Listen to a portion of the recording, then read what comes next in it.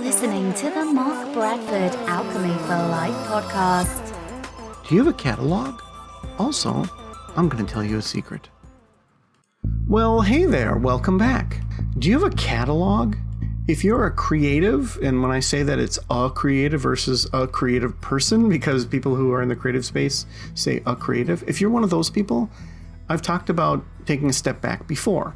And when I talked about it before, I was focusing on people who had their head so far into their work that they started to question the quality of it. And when they did that, they would say, does this suck? So I ended up making a podcast called Does This Suck? In which I help creatives see that their stuff doesn't suck. But I'm not talking about that. I'm talking about the fact that recently I took a step back and thought about catalog. And I was kind of forced to do that after the fact. Had I done that before, a thing that I did recently would have fell into line a little bit easier. So I've produced fiction and nonfiction, right? So let's take the fiction and push that aside. So in the nonfiction arena, I created Alchemy for Life. It's a big foundation. It's based on the fact that life is made of three things: time, energy, and resources, and we spend that on 5 facets. People fill out the balance sheet and they take a step back and go, oh dear God, because they realize, oh, I see why I'm empty. I see why I have no energy. I see why I have like no fun anymore. I see why I'm exhausted. I see why I can't lose weight, right? And then they engage me and we work from there with the system I created and the website I built online, and we go from there, and goals spring forth out of the balance sheet and the goals. And it's really kind of a cool thing. Add that to this podcast that you're listening to, which is informational, and the book, Alchemy for Life, Formulas for Success. You do have this little trifecta of things that can help you to accomplish goals. Sort of. And I only say sort of because of what I'm about to tell you. But I'm getting ahead of myself. In addition, I built a foundation of how people connect, how all humans connect, called The Status Game. Status Game 1, Status Game 2, and this year, probably, Status Game 3 is coming out. It's all done. I'm staring at it right now.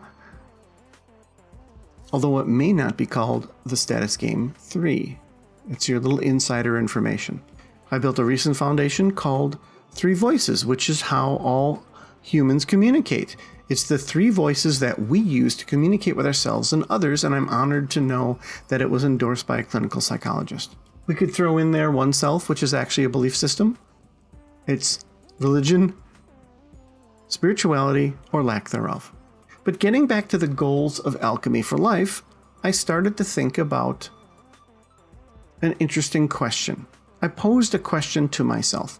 What if you simply could do the things you want to? So for example, you'd say, well, I want to go to the gym 3 days a week. So then you would just go to the gym 3 days a week. You'd say, I want to lose weight. So then you would just lose weight. Well, wouldn't that be cool if stuff worked like that? It doesn't. And it's misleading and confusing, as is so many other things in life. So I thought for a while about what if you could, but then I realized there's something in the way. For example, the gym. If you want to go to the gym tonight, but you don't prevent yourself from going to the gym because you're like, oh, my muscles are physically exhausted. I can't go to the gym. I mean, I'm not talking about the 0.01% of people who they're gym rats and they go like 6 days a week and like they have to switch between this arm and leg day and to give their body a rest. Well, those people don't have a problem going to the gym. I'm not talking about that. I'm talking about quote unquote normal people like me and you who are like, yeah, I just didn't feel like going to the gym. Oh, your muscles are tired? No. Well, then why didn't you go? Well, that's like saying, I thought you wanted to lose weight. Why did you eat that? Well, because it tasted good, because I was hungry. Well, why didn't you eat exactly half of what you should normally eat? Things like that. And so it gets to be complex again. So my question of how cool it would be to do whatever you wanted, which is sort of like fantasizing about winning the lottery. Well, what if I could just do whatever I wanted? I'd be this person and I'd be able to do this and I'd be able to do this. Oh my God, right? That's pretty cool to think about. But it's a lot more attainable than winning the lottery, because this you actually have control over. At least you do with my help. So, unfortunately for me, the simple question turned into an entire day working on this. It seemed very solvable, and that's a really exciting kind of itchy brain. Well, I call it fizzing. Your brain starts to fizz, and you're like, ooh, and you know you can do it. You know it's attainable, and you know. And I get that feeling, and I got that feeling when I was like, well, I'm just going to get a pilot's license so I can fly my drone. I got that feeling when I write a book, and I'm like, oh, this is going to be a book. So I worked on it, and I worked on it, and I worked on it, and it was a lot of mental working, not a lot of writing, a lot of thinking, and then there was some writing, and then there was more thinking, and I came up with something. And the reason I mentioned a catalog in the beginning is because when I started to write this out, and I basically wrote it out as an article, I thought to myself, oh, this could be an interesting addition to Alchemy for Life, because I've been thinking about revamping and re-releasing it. It's such a cool book, and it is endorsed by people I respect. But it came out a while ago, and I thought, it would be an interesting thing to sort of enhance it. And then I thought, oh, well, this would be a cool thing, because what we're talking about here is really the secret formula. And I thought, if I can figure this out, I've figured out the secret formula to accomplishing anything. Think about that. But even though it sounded like a secret formula and it was related to goals, it was starting to sound less and less like it belonged in the newly revised Alchemy for Life book, which I even envisioned on the cover would say revised now with the secret formula. Wouldn't that be cool? Alchemy for Life, formulas for success now includes the secret formula to everything. So at the time I wasn't really thinking catalog wise, but now I am. And then I started to write it more, and I thought, oh dear, this might be another book. So I'll tell you right now, because you're an insider who listens to these podcasts, I'll tell you right now, at the time of this recording, I'm right on the fence of this being a new book. So I may end up coming out with 2 nonfictions and a fiction this year. Maybe, kinda, sorta, possibly. So either I'm going to add this secret formula to Alchemy for Life, continuing to build the largest foundation I have of the foundations I mentioned, or I'll be creating yet another one.